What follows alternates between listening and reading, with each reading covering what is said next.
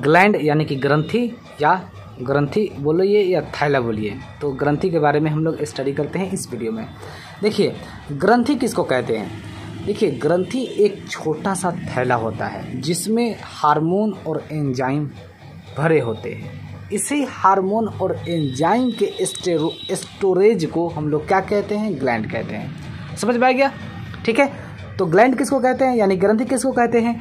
तो ग्रंथि एक छोटा सा थैला होता है जिसमें हार्मोन और एंजाइम भरे होते हैं। इसी हार्मोन और एंजाइम के स्टोरेज को क्या कहते हैं, ग्लैंड कहते हैं। ये याद रखिएगा चीज़ें, ठीक है। अब ये ग्लैंड 3 प्रकार के होते हैं, एक्सोक्राइन ग्लैंड और एंडोक्राइन ग्लैंड और मिक्स्ड ग्लैंड, ठीक है। एक्सोक्राइन ग्लैंड क्या होते हैं, एक्सोक्राइन ग्लैंड यानी कि बहिस्रावी ग्रंथि, ये क्या होते हैं, इसमें से एंजाइम निकलते हैं, ठीक है। अब देखिए एंजाइम और हार्मोन में क्या फ़र्क है। एंजाइम इसमें से निकलते हैं, एक्सोक्राइन ग्लैंड, ठीक है, बहिर्स्रावी ग्रंथि। अब बहुत सारे बच्चे समझते हैं ये कि बहिर्स्रावी ग्रंथि का मतलब होता है वो बाहर से निकलेंगे, ऐसा नहीं है, बल्कि ये दोनों एंजाइम और हार्मोन बॉडी के अंदर ही रहते हैं, ठीक है। अब देखिए जो एंजाइम होता है उसके लिए क्या होता है, एक डक्ट या नली होता है जिसमें से एंजाइम निकलते हैं, उसमें से डक्ट बोलिए या नली बोलिए, उसमें डक्ट या नली से एंजाइम निकलते हैं, लेकिन वह ब्लड के संपर्क में नहीं आते हैं। उसी को हम लोग क्या कहते हैं, एक्सोक्राइन ग्लैंड कहते हैं। अब एग्जांपल के लिए जैसे कि थूक हो गया, क्या है, थूक अगर हम फेंकते हैं तो ब्लड निकलता है, नहीं निकलता है, इसके लिए क्या है, एक्स्ट्रा एक डक्ट है यानी कि नली है, ठीक है। पसीना जब निकलता है तो खून निकलता है, नहीं निकलता, ये क्या है, एक्सोक्राइन ग्लैंड है। समझ में आ रहा है आपको।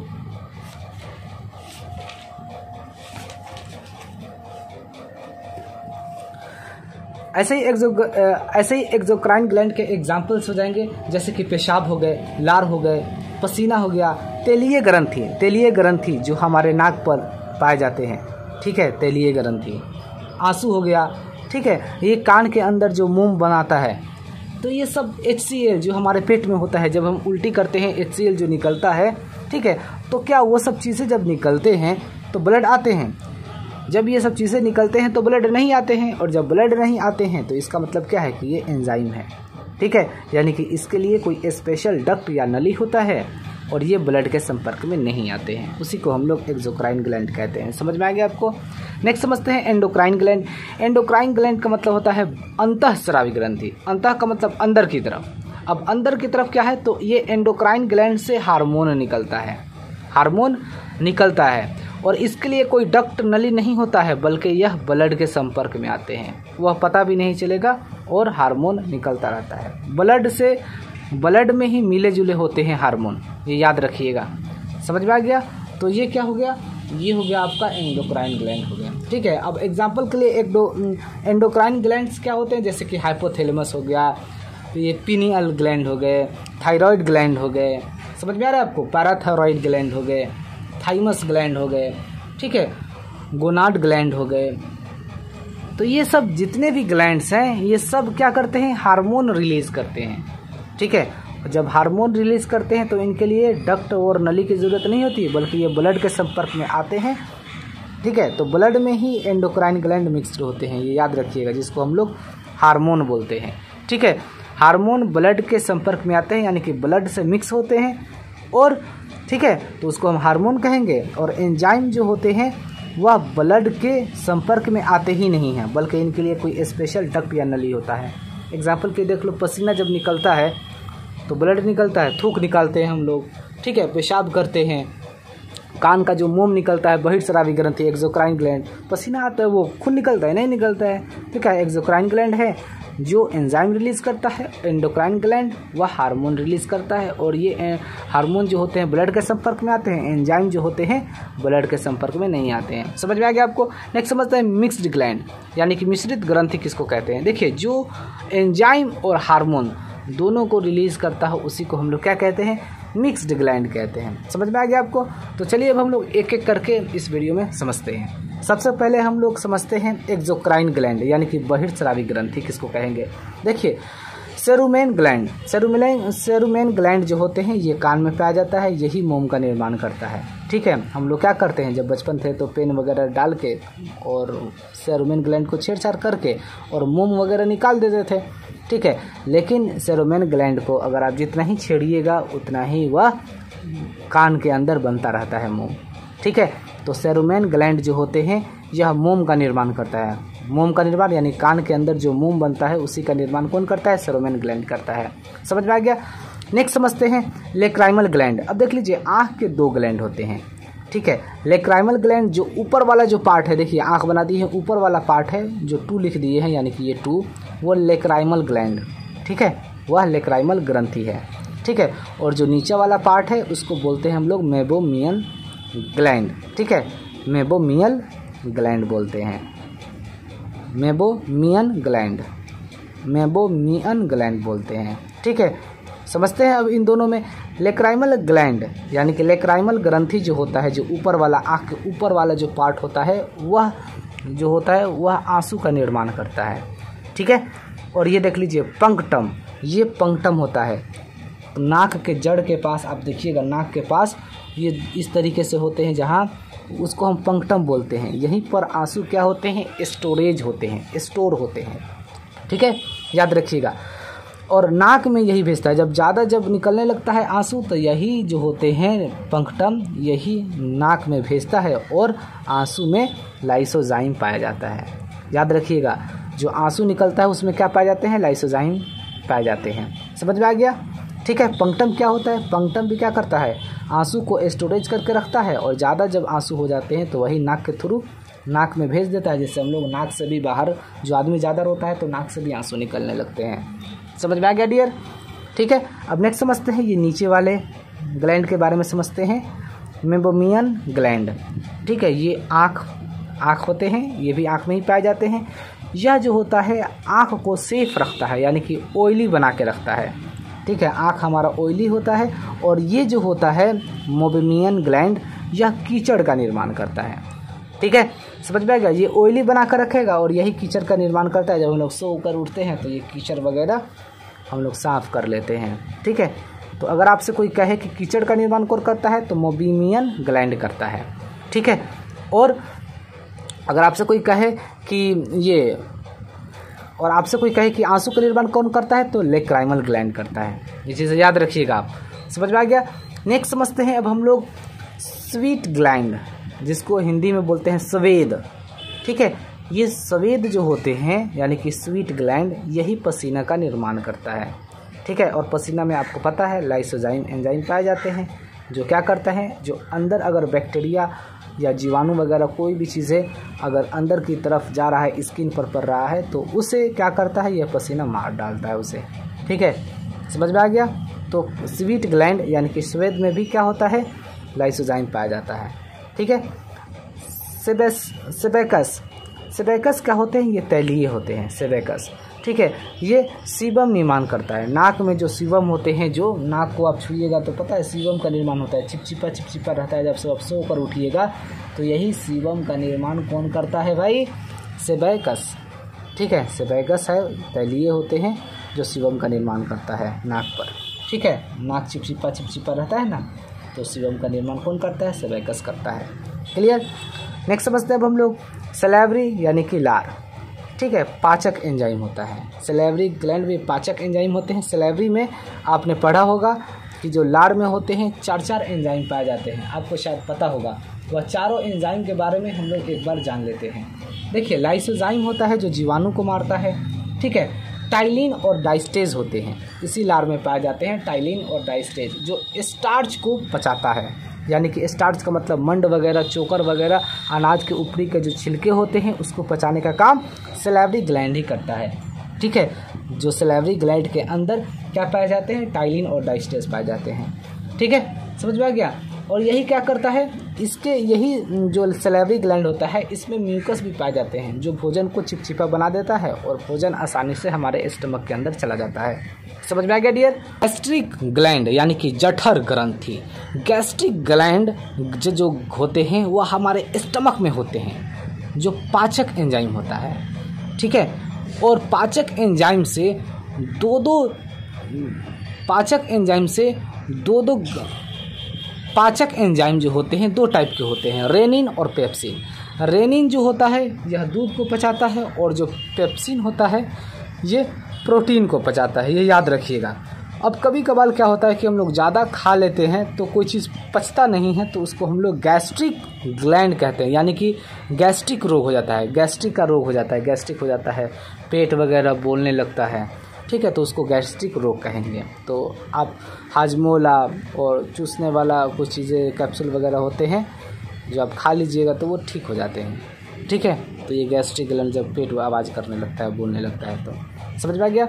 तो गैस्ट्रिक ग्लैंड यानी कि जठर ग्रंथि, इसमें जो होते हैं पाचक एंजाइम होता है, ठीक है, और ये दो होते हैं रेनिन और पेप्सिन। रेनिन जो होता है यह दूध को पचाता है और पेप्सिन जो होता है यह प्रोटीन को पचाता है, ठीक है। और कभी कभार जब पेट खराब हो जाता है तो गैस्ट्रिक रोग हो जाते हैं जिसमें पेट आवाज़ करने लगता है और हम लोग क्या करते हैं, डाइजिन वगैरह खा लेते हैं या हजमोला वगैरह खा लेते हैं तो ठीक हो जाता है गैस्ट्रिक रोग, जिसमें पेट घो आवाज़ करता है वो ठीक हो जाता है। समझ में आ गया। नेक्स्ट समझते हैं 8 नंबर, म्यूकस ग्लैंड। म्यूकस निर्माण करता है। म्यूकस ग्लैंड जो होता है यह म्यूकस निर्माण करता है जो फूड को अंदर की तरफ ले जाने में मदद करता है।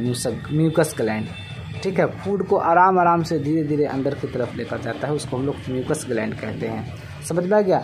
ये जो होते हैं हमारा यहाँ पर पाया जाता है, क्या बोलते हैं, ये गले में पाया जाता है म्यूकस ग्लैंड, जो भोजन को आराम से नीचे की तरफ लेकर जाता है। नेक्स्ट समझते हैं अब हम लोग लीवर, जो मोस्ट इम्पोर्टेंट है। यकृत बोलते हैं, उर्दू में जिगर बोलते हैं। तो लीवर के बारे में, लीवर जो होता है सबसे बड़ी ग्रंथि होता है लीवर, याद रखिएगा, बहिर्स्रावी होता है ये, यानी कि एक्सोक्राइन ग्लैंड होते हैं, ठीक है। लीवर जो होते हैं क्या होते हैं, सबसे बड़ी ग्रंथि जो होता है वह लीवर होता है, ठीक है। यह क्षतिग्रस्त अंगों को स्वतः ठीक कर लेती है। अगर अंग लीवर जो है खराब वगैरह हो गया है तो ये खुद ब खुद ठीक कर लेता है लीवर, ठीक है, समझ में आ गया। अब ये यहाँ देख लीजिए, फाइब्रोनोजेन, प्रोथ्रोम्बिन, ये जो दो होते हैं यह ब्लड को थक्का बनाने में मदद करते हैं। लेकिन हेपरिन जो होता है कहता है कि तुम लोगों को बॉडी के अंदर ब्लड जमना नहीं है बल्कि कट जाना जब जम जाना, ठीक है। तो हेपरिन जो होता है जमने नहीं देता है ब्लड को कहीं भी हमारे बॉडी के अंदर। अगर बॉडी के अंदर ब्लड जम जाएगा ना तो सीधा आदमी मर जाएगा, ठीक है। एल्बुमिन निर्माण भी करता है ये। अब यहाँ पर देख लीजिए, बिलिरुबिन निर्माण यानी कि जॉन्डिस जिसको कहते हैं। देखिए, बिलिरुबिन निर्माण जो होता है एक्चुअली यह लीवर ही करता है, ठीक है। बिलिरुबिन थोड़ा सा पीला टाइप का होता है जिसका निर्माण लीवर करता है। बिलिरुबिन के वजह से ही हमारा जो होता है यह पीला होता है, और बिलिरुबिन ही होते हैं जो लेटरिन में जो पीले पीले निकलते हैं लेटरिन, वह बिलिरुबिन के कारण ही निकलता है। समझ में आ गया। और यही जब लीवर डिसऑर्डर हो जाते हैं यानी कि ख़राब वगैरह लीवर हो जाते हैं तो यही बिलिरुबिन ज़्यादा बनने लगते हैं, और ज़्यादा बनने लगते हैं तो चेहरा वगैरह आँख वगैरह पीले पीले हो जाते हैं, जिससे हम लोग को जॉन्डिस का बीमारी हो जाता है, जिसको हम लोग हेपेटाइटिस ए भी कहते हैं। समझ में आ गया।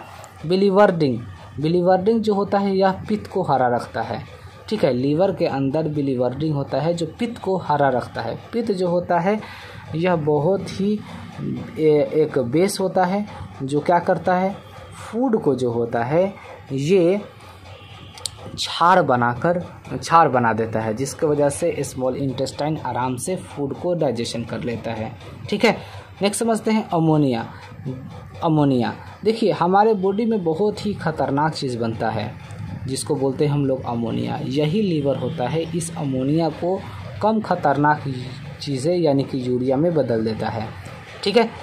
लीवर के अंदर ग्लूकोज बनता है जो ग्लूकोज डायरेक्ट ग्लाइकोजेन में बदल देता है। ये भी चीज़ें आप याद रखिएगा, ठीक है।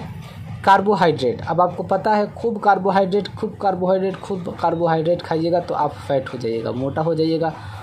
और भी आप कार्बोहाइड्रेट खाइए और खाइए तो क्या हो जाएगा, कोलेस्ट्रॉल हो जाएगा, और जब कोलेस्ट्रॉल हो जाएगा तो सीधा आप मर जाइएगा, ठीक है। याद रखिएगा कि सर्वाधिक कोलेस्ट्रॉल जो होता है वह लीवर में पाया जाता है, ठीक है। लीवर में पाया जाएगा, कोलेस्ट्रॉल हो जाएगा, लीवर वो हार्ट अटैक आ जाएगा, आप मर जाइएगा, ठीक है। याद रखिएगा। जहर तथा शराब से यह नष्ट हो जाता है। देखिए, जो कोई आदमी जहर वगैरह खाता है, ठीक है, जहर खाता है या जहर खाकर कोई मर गया है तो डॉक्टर जो होता है सीधा किसको चेक करेगा, लीवर को चेक करता है, और लीवर से पता यह डॉक्टर को चल जाता है कि बंदा ये जहर खाकर मरा है या वैसे ही मरा है, ठीक है। शराब और जहर और शराब से ही यह क्या हो जाता है, यह नष्ट हो जाता है। ठीक है, लीवर जो होता है ख़त्म हो जाता है, क्योंकि जो लीवर में होते हैं कुफर सेल होते हैं। ठीक है, अब कुफर सेल जो होता है, जब आप जहर खाइएगा तो ये मर जाएगा, फिर ज़िंदा हो जाता है। शराब भी खाइएगा, शराब भी पीजिएगा तो ये कुफर सेल मर जाता है, फिर ये ज़िंदा हो जाता है, क्योंकि यहाँ पर लिखा हुआ है कि ये क्षतिग्रस्त अंगों को स्वतः ठीक कर लेती है, तो ठीक कर लेता है। लेकिन किसी भी चीज़ का एक हद होता है। अब आप रात दिन सुबह शाम पीते रहिएगा तो क्या होगा, वही होगा भाई, क्या हो जाएगा, लीवर डिसऑर्डर हो जाएंगे और आप मर जाइएगा। किसी चीज़ का एक हद होता है, लिमिट होता है, लिमिट क्रॉस कीजिएगा तो आदमी मर ही जाता है। समझ में आ गया, हम लोगों को भी घर में लिमिट में ही रहना पड़ता है। ठीक है, यहाँ पर देख लीजिए, भ्रूण अवस्था में आरबीसी ब्लड निर्माण लीवर के मेसोडर्म में होता है। देखिए भ्रूण अवस्था क्या होता है, जब कोई बच्चा माँ के पेट में रहता है, क्यों ना वो 9 महीने का ही हो, ठीक है, तो उसको हम लोग भ्रूण कहते हैं। ठीक है, और ये आरबीसी ब्लड, ठीक है, भ्रूण में जो होते हैं लीवर में ही क्या होते हैं, ब्लड का निर्माण होता है, लेकिन लीवर के मेसोडर्म में होता है। ब्लड का निर्माण कहाँ होता है, अगर आपसे कोई पूछे तो भ्रूण अवस्था में। भ्रूण का मतलब जब बच्चा माँ के पेट में हो तो लीवर के मेसोडर्म में ब्लड का निर्माण होता है। समझ में आ गया। फिर एंडोक्राइन ग्लैंड यानी कि अंतःस्रावी ग्रंथि, एंडोक्राइन ग्लैंड से हार्मोन निकलता है, और जब जहाँ से हार्मोन निकलता है वह ब्लड के संपर्क में आता है, अर्थात इसमें डक्ट या नली नहीं होता है, ये याद रखिएगा। ठीक है, हार्मोन जो होते हैं ब्लड में ही मिक्स्ड हो जाते हैं। ठीक है, हार्मोन ब्लड में ही मिक्स्ड होता है, और जब ब्लड में मिक्स्ड होते हैं, मिल जाते हैं, तो यह इसके लिए कोई डक्ट और नली नहीं होता है। समझ में आ गया डियर। अब देख लीजिए इसमें कौन कौन से एंडोक्राइन ग्लैंड्स हैं और इनका क्या काम है हम लोग जानते हैं। सबसे पहला है हाइपोथैलेमस। ठीक है, हाइपोथैलेमस से जो हार्मोन निकलता है उसको बोलते हैं हम लोग नर्वस हार्मोन। ठीक है, यही होता है जो सभी अंतःस्रावी ग्रंथियों को कंट्रोल करता है। जितने भी एंडोक्राइन ग्लैंड्स हैं जो अभी आप पढ़ने वाले हैं, वह सभी को कंट्रोल करता है अंतःस्रावी ग्रंथि। ठीक है, ये सभी को कौन कंट्रोल करता है, हाइपोथैलेमस कंट्रोल करता है, ये याद रखिएगा। समझ में आ गया, सभी अंतःस्रावी ग्रंथि को कंट्रोल करता है हाइपोथैलेमस। जितने भी एंडोक्राइन ग्लैंड्स हैं जो अभी हम लोग पढ़ने वाले हैं बहुत सारे, वो सभी एंडोक्राइन ग्लैंड को कौन कंट्रोल करता है, हाइपोथैलेमस। समझ में आ गया। नेक्स्ट समझते हैं हम लोग पीनियल। देखिए पीनियल जो होते हैं 2 आँखों के बीच में पाए जाते हैं, पीनियल। ठीक है, और इससे 2 हार्मोन निकलते हैं। इससे कौन सा हार्मोन निकल, 2 हार्मोन निकलता है। ठीक है, पीनियल से 2 हार्मोन निकलता है, मेलाटोनिन और सेरोटोनिन।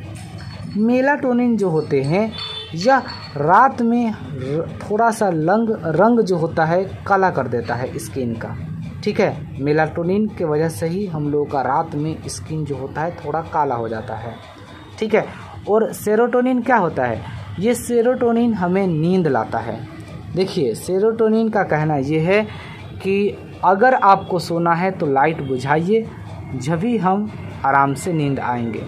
ठीक है, सेरोटोनिन जो होते हैं ना ये पीनियल में, ये जगा रहता है जब तक लाइट पड़ेगा। ठीक है, इसीलिए यह कहता है कि यह नींद लाता है। तो सेरोटोनिन, अगर आपको चाहते हो कि आराम से सोए, आपको अच्छी नींद आए, तो लाइट को बुझाकर सोना चाहिए।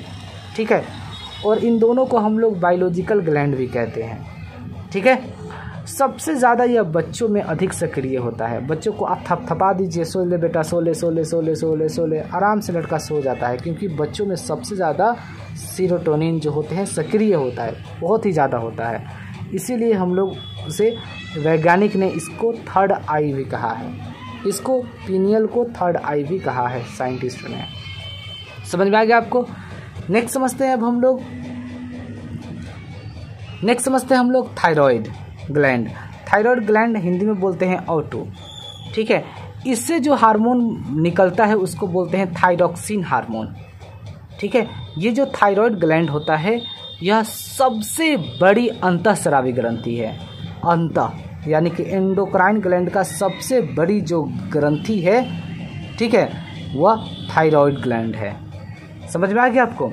यही जो होता है बीपी को कंट्रोल करता है, और सबसे बड़ी बाह्यस्रावी ग्रंथि लीवर है।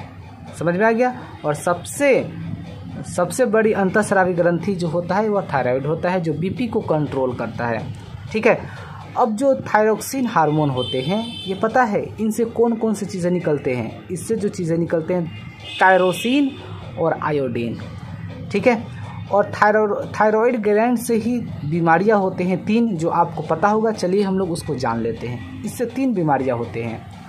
ग्योटर यानी कि घेंगा, जो गर्दन क्या हो जाता है, फूल जाता है, मांस निकल जाता है, ठीक है, तो ये आयोडीन की कमी से होता है, ठीक है। क्रिटेनिज्म, ठीक है, ये बच्चों को क्या कर देता है, बुद्धिहीन कर देता है। कोई बच्चा होता है, देखते हो बहुत आराम से चुपचाप बैठा रहेगा, ये कम बुद्धि जैसा लगता है, ठीक है। तो ये एक्चुअली क्यों होता है? क्योंकि ये जो होते ऐसे होते हैं क्रिटेनिज्म की वजह से, ठीक है। क्रिटेनिज्म की वजह से बच्चों में बुद्धि कम होता है, ठीक है, ये याद रखिएगा चीज़ें। और जो तीसरा होता है बीमारी, उसको बोलते हैं मिस्कोडेमा, ठीक है। यह फीमेल में सबसे ज़्यादा पाया जाता है और ये मांस को क्या कर देता है, ये और बढ़ा देता है, मोटा कर देता है मांस को। जो 5-7 साल के बच्चे में, लड़कियों में देख लीजिएगा, बहुत ही मोटे भैंस की तरह दिखाई देते हैं, तो मिस्कोडेमा की वजह से हो जाते हैं। समझ में आ गया? तो थायराइड ग्लैंड से 3 बीमारियां होते हैं। गोइटर, ठीक है, घेंगा हो जाता है गर्दन में। क्रिटेनिज्म, बच्चों क्या हो जाते हैं, बुद्धिहीन हो जाते हैं। कोई बच्चे होते हैं जो कम बुद्धि के होते हैं। और मिस्कोडेमा, जो फीमेल में सबसे ज़्यादा पाया जाता है, जो मोटा हो जाता है आदमी, मांस को ही फैला देता है, ठीक है।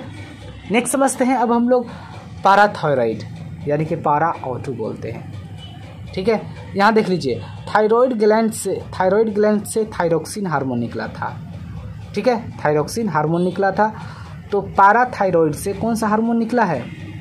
पाराथायरोक्सिन हार्मोन निकला है, पाराथायरोक्सिन हार्मोन निकला है, ठीक है। थायराइड ग्लैंड से थायरोक्सिन हार्मोन निकला है। पाराथायराइड ग्लैंड से कौन सा हार्मोन निकलेगा?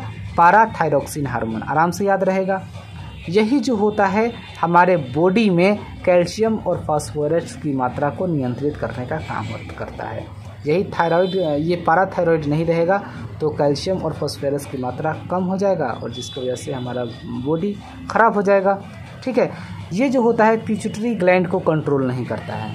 पैराथायराइड जो होता है पिट्यूटरी ग्लैंड यानी कि पीयूष ग्रंथि को कंट्रोल नहीं करता है, ठीक है।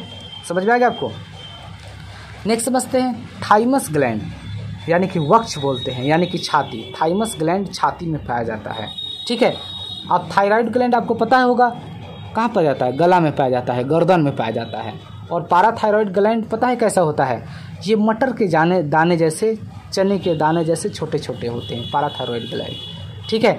यही जो होता है पिट्यूटरी ग्लैंड को कंट्रोल नहीं कर पाता है और पाराथायराइड से जो हार्मोन निकलता है उसको बोलते हैं पाराथायरोक्सिन हार्मोन, ठीक है। और ये जो होता है पाराथायराइड ग्लैंड, ये कैल्शियम और फास्फोरस की मात्रा को नियंत्रित करने का काम करता है। समझ में आ गया आपको?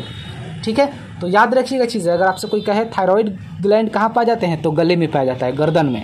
अब पाराथायराइड ग्लैंड इसी गर्दन के ठीक नीचे मटर के दाने जैसे, छोटे छोटे चने के दाने जैसे पाए जाते हैं, ठीक है, जिसको हम लोग पाराथायराइड बोलते हैं। क्लियर? और ये कैल्शियम फास्फोरेट की मात्रा को नियंत्रित करने का काम करता है। ये याद रखिएगा चीज़ें। नेक्स्ट समझते हैं हम लोग थाइमस ग्लैंड, ठीक है, यानी कि वक्ष, यानी कि इसको हिंदी में बोलते हैं छाती। थाइमस ग्लैंड कहाँ पाए जाते हैं? छाती में पाए जाते हैं। यही थाइमस ग्लैंड से क्या होता है, हमें दो हार्मोन निकलता है, प्रोटीन और लिम्फोसाइट। यही प्रोटीन जो होता है, ठीक है, यही प्रोटीन जो 15 साल के कम बच्चे जो होते हैं खाना खाते हैं तो उनको फूड से जो प्रोटीन मिलता है, तो ये थाइमस ग्लैंड से ही उनको प्रोटीन मिलने लगता है, जिसकी वजह से 15 साल तक के बच्चों को बहुत ही कम भूख लगता है, खाना वाना भी नहीं खाते हैं, पूरे घर वाले उसके पीछे पड़े रहते हैं। और बच्चों को क्या होता है, उसको तो प्रोटीन अंदर से थाइमस ग्लैंड दे ही रहा है, तो इसलिए बच्चों को भूख नहीं लगता है और कम खाते हैं खाना, ना के बराबर, ठीक है। और दूसरा जो हार्मोन है वो लिम्फोसाइट। ये जो होता है ये टी सेल का होता है। ये जो लिम्फोसाइट होता है ये टी सेल का होता है। यही जो होता है बैक्टीरिया वगैरह कोई भी चीज़, जीवाणु या बीमारी को लड़ने में यही मदद करता है। यही लिम्फोसाइट जो टी सेल का होता है यही बीमारी को मार देता है, ठीक है। और ठीक है, तो ये बीमारी को सेफ रखता है, सिक्योरिटी का काम करता है, बीमारी को यही किल करता है लिम्फोसाइट, ठीक है। ये प्रोटीन जो होता है हमारे बॉडी में जो प्रोटीन बनाता है 15 साल से कम के बच्चों को, 15 साल तक के बच्चों को, इसको बोलते हैं थाइमस ग्लैंड। ठीक है, और थाइमस ग्लैंड में भी एक हार्मोन पाया जाता है जिसको बोलते हैं हम लोग लिम्फोसाइट, जो टी सेल का होता है, और ये जो होता है बीमारी को रक्षा करता है, बीमारी को मारता है। जब भी कोई हमारे बॉडी में बीमारी एंट्री करेगा, लिम्फोसाइट उसको ख़त्म कर देता है। तो एड्रेनल यानी कि अधिवृक्क, ठीक है, ये जो होते हैं किडनी के, मैंने आपको बताया था कि किडनी के ये ठीक ऊपर की तरफ पाए जाते हैं, यहाँ एड्रेनल। ठीक है, इसका टेक्निकल नाम होता है 4S3F। एड्रेनल से जो हार्मोन निकलता है एड्रेनलिन हार्मोन, बहुत ही आसान है, यह बहुत ही इमरजेंसी में काम आता है। ठीक है, यह बीपी को तेज कर देता है, और जब आदमी को गुस्सा आता है तो वही फाइट एंड फ्लाइट करता है, लड़ो और उड़ो, लड़ता है और भाग जाता है। ठीक है, तो जो किडनी के ऊपर जो होता है इसको बोलते हैं एड्रेनल। ठीक है, ये क्या करता है, बीपी को तेज़ कर देता है। ठीक है, जब आदमी कोई चिढ़ा रहा है या कुछ भी गलती वगैरह किया, ये बीपी को तेज़ करेगा, और आदमी गुस्सा से क्या करता है, आदमी को अच्छे से धुलाई कर देता है और मारता है और फिर भाग जाता है। ठीक है, तो ये याद रखिएगा, एड्रेनल बोलते हैं, ये किडनी के ऊपर होता है। ठीक है, नेक्स्ट समझते हैं अब हम लोग गोनाड ग्लैंड यानी कि जनन ग्रंथि। ठीक है, ये जो गोनाड ग्लैंड होते हैं यह स्टेरॉइड के बने होते हैं, ठीक है, स्टेरॉइड ये यह है, स्टेरॉइड ये यह है, स्टेरॉइड के बने होते हैं गोनाड ग्लैंड। ठीक है, यानी कि जनन ग्रंथि। अगर आपसे कोई पूछे कि जनन ग्रंथि किससे बना होता है तो स्टेरॉइड के बने होते हैं। ठीक है, याद रखिएगा। देखिएगा, जितने भी हमारे बॉडी में हार्मोन्स हैं, ठीक है, जितने भी हमारे बॉडी में हार्मोन हैं वह सभी प्रोटीन के बने होते हैं, लेकिन एक गोनाड ग्लैंड जो जनन ग्रंथि है यही स्टेरॉइड के बने होते हैं। ठीक है, समझ में आ गया आपको। अब जो गोनाड ग्लैंड है इससे मेल में भी पाए जाते हैं, फीमेल में भी पाए जाते हैं। मेल में जिस तरीके से 2 टेस्टिस होते हैं उसी तरीके से फीमेल में 2 ओवरी होते हैं। ठीक है, जो कमर के पास में होते हैं। ठीक है, कमर के पास में 2 ओवरी होते हैं, इसको ओवरी बोलेंगे। ठीक है, समझ में आ गया। और मेल में इस तरीके से 2 पाए जाते हैं टेस्टिस। क्लियर। ठीक है, अब जो मेल से जो निकलते हैं 2 तरह के हार्मोन निकलते हैं, टेस्टोस्टेरोन, यही पेशाब में गंध लाता है। ठीक है, और दूसरा जो होता है वह शुक्राणु होता है जो स्पर्म होता है। ठीक है, और फीमेल में जो होता है जिसको क्या बोलते हैं हम लोग, ओवरी, आपको पता चल गया, जो कमर के पास में होता है। और इससे जो होते हैं हार्मोन 3 निकलते हैं।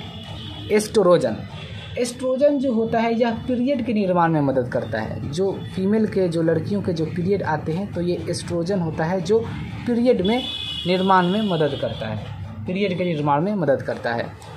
दूसरा जो होता है प्रोजेस्टेरोन जो होते हैं यह बच्चों को प्रोटेक्ट करता है। अगर माँ के अंदर बच्चा है तो यही प्रोजेस्टेरोन जो होता है उस बच्चे को प्रोटेक्ट करके रखता है। ठीक है, कभी कभार यूँ होता है कि बच्चा 2 महीना 3 महीने में ही पैदा हो गया, मर जाता है बच्चा, 2-3 महीने में क्या जान होगा, मर ही जाएगा, क्योंकि प्रोजेस्टेरोन नहीं पाया जाता है, या यूँ समझ लीजिए कि प्रोजेस्टेरोन का कमी हो जाता है जो बच्चों को प्रोटेक्ट करके सही से नहीं रखता है, जिसकी वजह से बच्चे जो पैदा होते हैं वह मर जाते हैं। ठीक है, समझ में आ गया। कोई तो 7 ही महीना में पैदा हो जाता है बच्चा, तो प्रोजेस्टेरोन की वजह से ही। ठीक है, अब ये नेक्स्ट समझते हैं। तीसरा कौन सा हार्मोन है, रिलैक्सिन। ये देखिए, जो रिलैक्सिन हार्मोन होता है यह नॉर्मल डिलीवरी में मदद करता है। जो बच्चे होते हैं नॉर्मल डिलीवरी में मदद रिलैक्सिन करता है। यही क्या करता है, रिलैक्सिन जो इस तरीके से होता है ना, ये इस तरीके से यह मांस को फैला देता है, जिस तरीके से बच्चे नॉर्मल पैदा होते हैं। ठीक है, तो रिलैक्सिन की वजह से क्या होते हैं, बच्चे जो होते हैं ये मांस को फैला देता है रिलैक्सिन, और बच्चे आराम से पैदा होते हैं नॉर्मल डिलीवरी में। समझ में आ गया आपको। नेक्स्ट समझते हैं अब हम लोग 8 नंबर पिट्यूटरी ग्लैंड यानी कि पीयूष ग्रंथि। बहुत अच्छा ये चैप्टर है, ये हमें ये टॉपिक को पढ़ना चाहिए। पिट्यूटरी ग्लैंड जो होते हैं यह ब्रेन के बेस में पाए जाते हैं। ये जो पूरा जो ब्रेन है तो यहीं पर बेस में पाया जाता है पिट्यूटरी ग्लैंड। ठीक है, यानी कि इसको आप आधार कह दीजिए या तल कर दीजिए, इसी के ऊपर पूरा ब्रेन रहता है। ठीक है, ये जो पिट्यूटरी ग्लैंड होता है 0.6 ग्राम का होता है, सबसे छोटा होता है। ठीक है, इससे भी छोटा होता है पिनियल होता है। ठीक है, जिससे 2 हार्मोन निकलते हैं, पिनियल जो 2 आंखों के बीच में पाए जाते हैं। समझ में आ गया। और ये जो पिट्यूटरी ग्लैंड होता है यह बॉडी को कंट्रोल करने का काम करता है, इसीलिए इसको हम लोग मास्टर ग्लैंड कहते हैं। पूरे बॉडी को कंट्रोल करता है तो ये मास्टर ग्लैंड हो गया, यानी कि पूरे बॉडी को कंट्रोल करता है। तो एक तरह से हम कह सकते हैं कि ये बाप है। पिट्यूटरी ग्लैंड क्या है? एक तरह से बाप है। ठीक है, तो इसका दादा कौन होगा? हाइपोथैलेमस।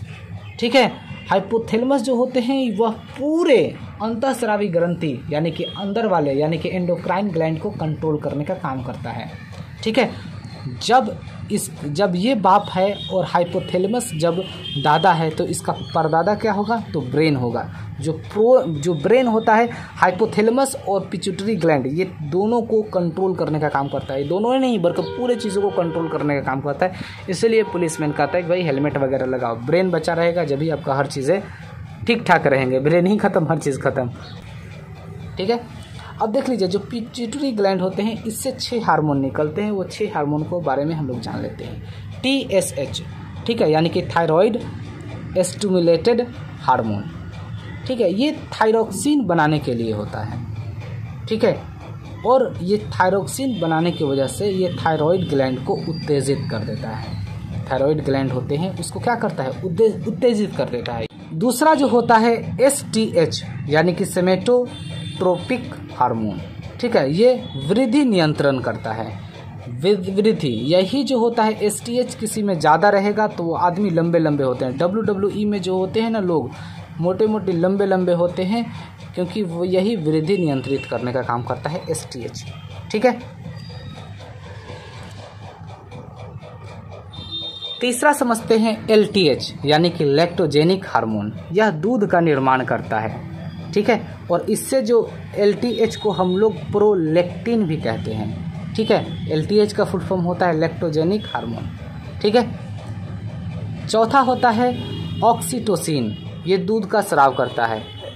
ठीक है, यही जो होता है गाय भैंस वगैरह और बच्चा वगैरह दे रहा है तो यही ऑक्सीटोसिन का इंजेक्शन लगा देते हैं तो दूध का स्राव जल्दी जल्दी होने लगता है। ठीक है, चौथा हो गया। पांचवा जो होता है वैसोप्रेसिन ये पेशाब की सांद्रता को नियंत्रित करने का काम होता है। यही वैसोप्रेसिन ज़्यादा हो जाएगा तो पेशाब में जलन होगा, गाढ़ा होगा। ठीक है, और यही जब कम हो जाता है तो पेशाब से पानी निकलने लगेगा यानी कि बॉडी के अंदर से पानी निकलने लगता है। ठीक है, तो वैसोप्रेसिन क्या करता है? यह पेशाब को नियंत्रित करने का काम करता है। नेक्स्ट समझते हैं अब हम लोग मिक्स्ड ग्लैंड के बारे में। नेक्स्ट समझते हैं डियर अब हम लोग मिक्स्ड ग्लैंड। ठीक है, मिश्रित ग्रंथि। इससे क्या होता है? मिक्स्ड ग्लैंड से एंजाइम तथा हार्मोन दोनों का स्राव होता है। ठीक है, एंजाइम भी निकलते हैं और हार्मोन भी निकलते हैं मिक्स्ड ग्लैंड से। ठीक है, अब नंबर 1 में पैनक्रियाज सबसे अच्छा है। ठीक है, अग्नाशय जिसको हम लोग बोलते हैं यह दूसरी बड़ी ग्रंथि होता है। दूसरी बड़ी ग्रंथि क्या होता है? पैनक्रियाज, ये याद रखिएगा। ठीक है, अग्नाशय की कोशिका को लैंगस हैंस की दीपिका कहते हैं। ठीक है, ये याद रखिएगा चीज़ें। और दूसरा तो आप पढ़ लिए हैं एंजाइम LAT यानी कि लाइपेज क्या करता है? यह वसा को पचाता है। एमाइलेज ये क्या करता है? ये स्टार्च को पचाता है। स्टार्च का मतलब मंड हो गया, जैसे कि किसी भी अनाज के छिलके को एमाइलेज यानी कि स्टार्च कहते हैं जिसको एमाइलेज पचाता है। ठीक है, ट्रिप्सिन ये क्या करता है? ये प्रोटीन को बचाने का काम करता है। ठीक है, मोस्ट इंपोर्टेंट इसमें हार्मोन होता है। ठीक है, अब हार्मोन 3 तरह के इसमें निकलते हैं, अल्फा सेल, बीटा सेल और गामा सेल। अल्फा सेल जो होते हैं ग्लूकेगान को ग्लूकोज में बदल देता है और ग्लाइकोजेन को ग्लूकोज में बदल देता है ये। ठीक है, बीटा जो सेल होते हैं इंसुलिन। ठीक है, इससे जो पता है इसी से क्या ये जो होता है ये प्रोटीन का निर्माण करता है। इंसुलिन जो होता है यही होता है जो क्या करता है? ग्लूकोज को कम कर देता है और ये प्रोटीन का निर्माण करता है। अगर आपको बीटा सेल कम हो गया यानी कि इंसुलिन अगर आपके बॉडी में कम होंगे तो डायबिटीज़ या फिर आप शुगर का बीमारी हो जाता है। ठीक है, ये इंसुलिन जो होता है यह जल में घुलनशील होता है, ये चीज़ें याद रखिएगा आप। ठीक है, फिर गामा गामा सेल को गामा सेल समझते हैं सोमेटोस्टेटिन, यानी कि ये ऊर्जा प्रदान करता है और ये स्वांगीकरण करता है। जब आपका गामा सेल कम हो जाएगा तो सोमेटोस्टेटिन यानी कि ऊर्जा कम बनाएगा और आपका स्वांगीकरण भी कम होगा। ठीक है, यही गामा सेल हो जाता है। तो आप खाइएगा, खूब खाइएगा, लेकिन वह ऊर्जा नहीं बनाएगा, यानी कि आप सूख के लकड़ी की तरह हो जाइएगा। ठीक है, ये याद रखिएगा चीज़ें। समझ में आ गया आपको? तो आपका ये जो ग्लैंड चैप्टर है मैंने ख़त्म कर दिया, कंप्लीट कर दिया। ठीक है, आप कमेंट्स में ज़रूर बताइएगा आपको कैसा लगा चीज़ें।